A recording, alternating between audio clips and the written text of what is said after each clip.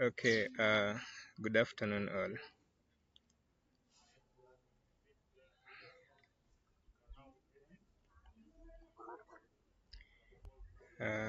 Are you able to hear me?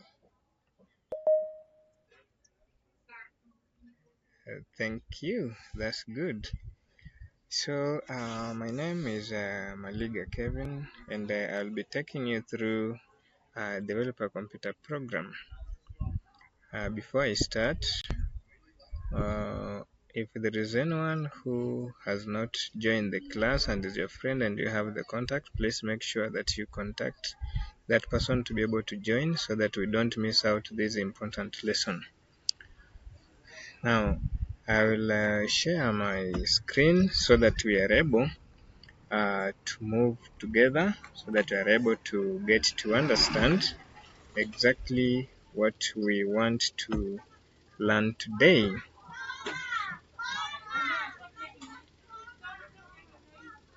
So I just want to know if you are able to see my screen.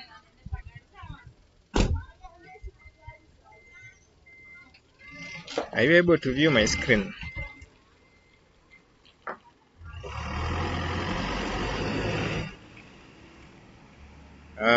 Ian, are you able to view my screen?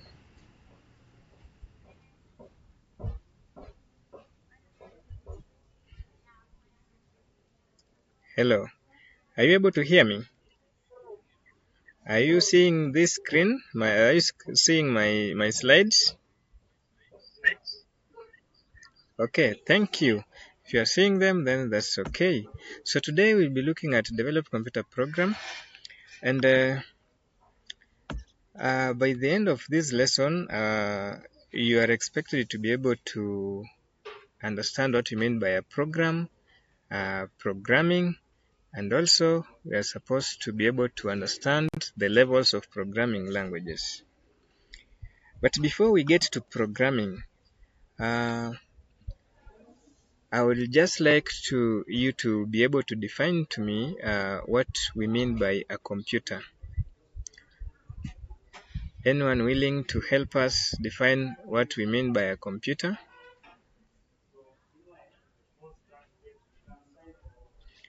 Yeah. Thank you, Brian. Brian, please go ahead.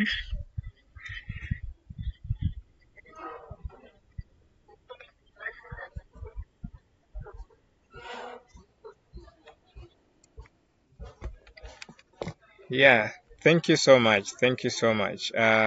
An electronic device that accepts data and processes it into information by following a set of instructions. Now,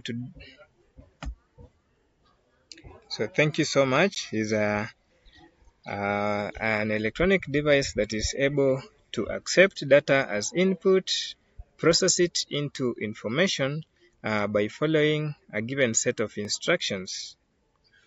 Now, today we are going to look at those set of instructions. And following that, uh, I would like us to define what we mean by a program. By show of hand, if you are able to define that or you want to attempt, let me see.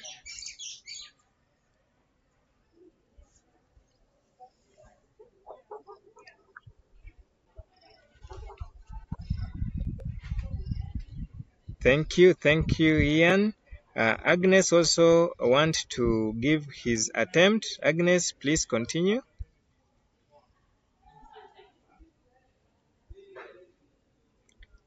Okay, Agnes has disappeared again. That is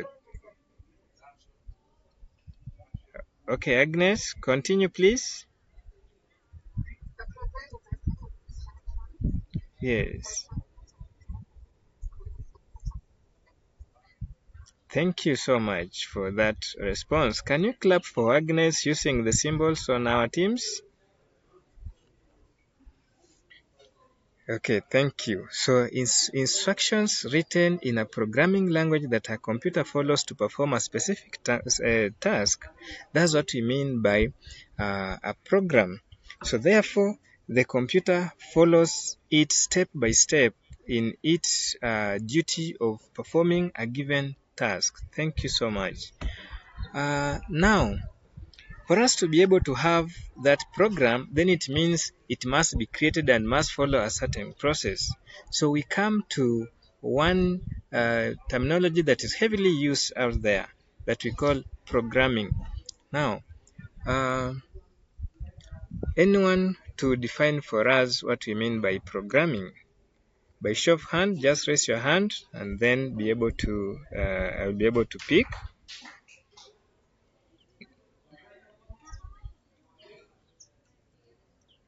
Thank you. Agnes, please continue.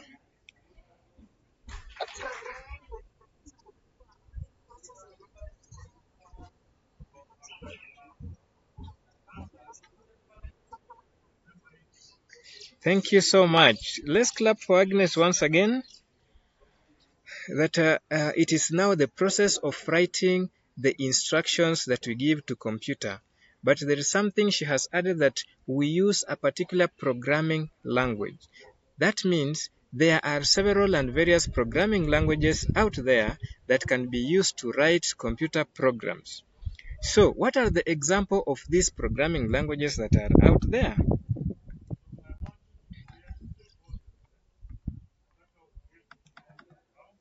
If you know any, just raise your hand and we continue.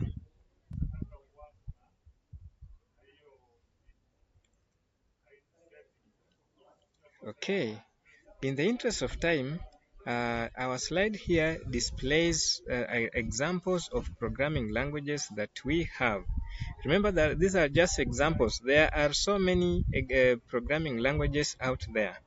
So as you can see, Ian, please read for us the languages that you are able to see on the screen.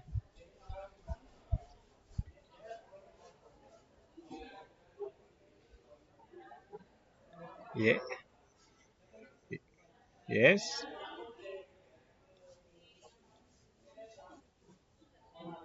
Okay. Thank you, Ian. Although your voice is crumbling at some point, but we are able to get machine language, assembly language, Pascal, C, C++, C Sharp, among others.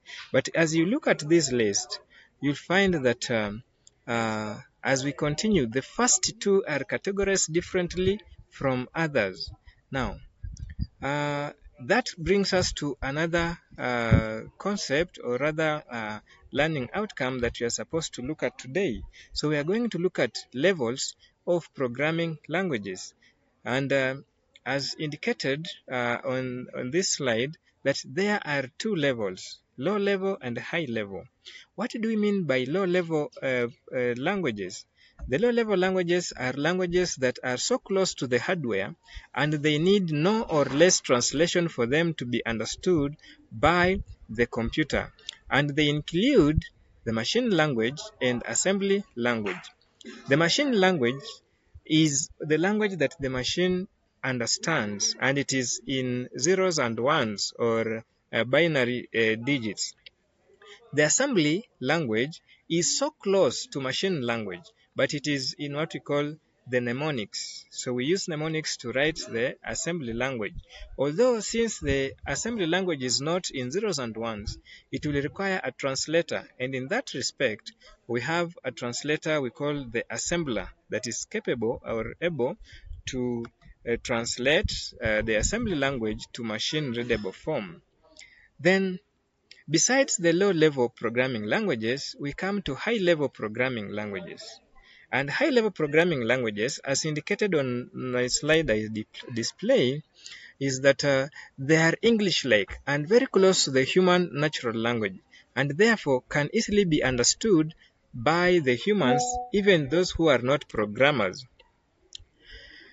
But unfortunately, the machine does not understand the high-level languages. As a result, we must have translators. So in this context, we have the interpreters and the compilers. When you go back home at your free time, please make sure that you read on translators and interpreters.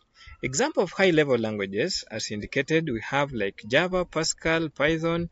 All other languages apart from machine and assembly language are high-level languages.